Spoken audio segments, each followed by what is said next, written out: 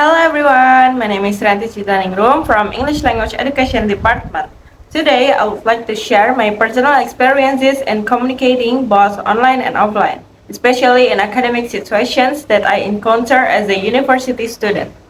Communication is something we do almost every day. However, we often assume that communication is simple, without realizing that different contexts require different approaches. Since the pandemic and the increased use of digital platforms, I have experienced significant changes in how I speak, listen, and respond to others, particularly in academic discussions, presentations, and group assignments. Through this video, I would like to explain how I usually communicate in both online and offline settings.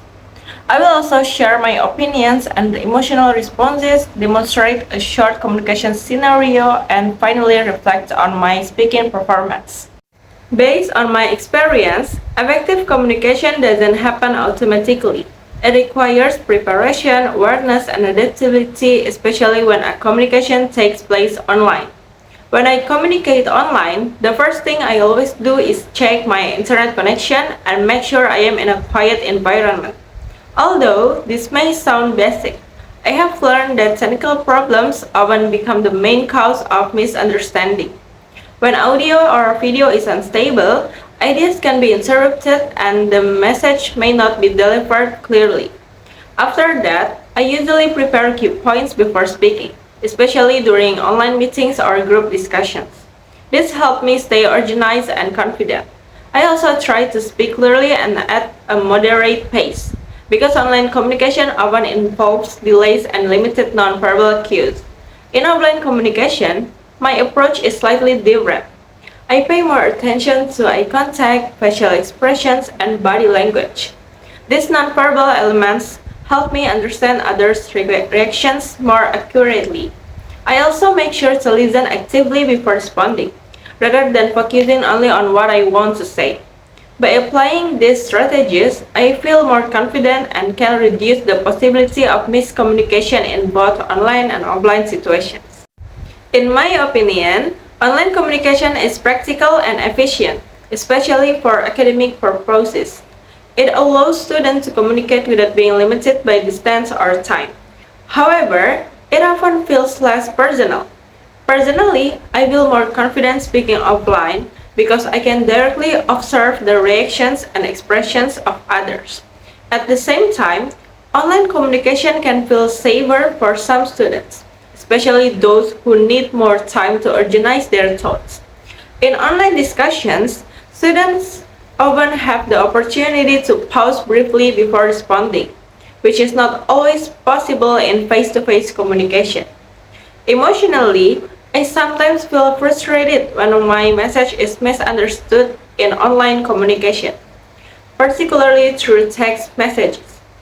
Without tone of voice or facial expressions, messages can easily be misinterpreted.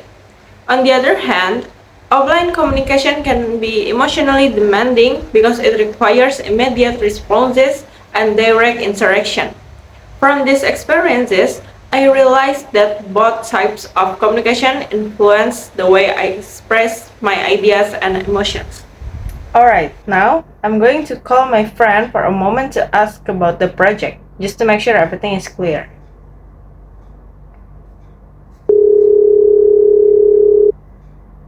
Hi, do you have a moment? I want to talk about our speaking video project for a bit. Sure, what do you want to discuss? I just want to make sure I understand the scenario correctly. We are allowed to choose one team, right? Yes, there are several options like explaining an activity, giving instructions, or sharing experiences. Okay, that's what I thought. I'm planning to use the theme about sharing experiences during online and offline communication. Whoa, nice. That sounds appropriate, especially for academic communication. Yeah, and before I start recording, I also want to confirm the deadline. It's January 28, 2026 at 12 a.m., right? Yes, of course. That's correct. Please make sure you have to submit it before midnight. Alright, I will make sure everything is finished before that time. Yeah, let me know if you need help. Thank you, that really helps. Okay, that clears things up. Now I can continue working on the video with more confidence. To summarize my overall experience, online and offline communication have different characteristics and challenges. Online communication requires clarity, patience, and technical preparation, while offline communication relies more on emotional awareness, spontaneity, and immediate feedback. Understanding these differences has helped me adjust my communication style depending on the situation. This adaptability is an important skill, not only for academic life but also for future professional environments.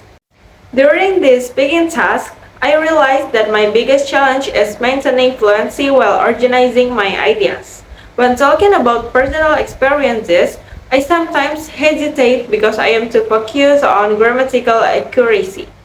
As a result, my intonation and confidence can decrease. Through this reflection, I understand that effective communication is not only about speaking correctly, but also about delivering ideas clearly and confidently.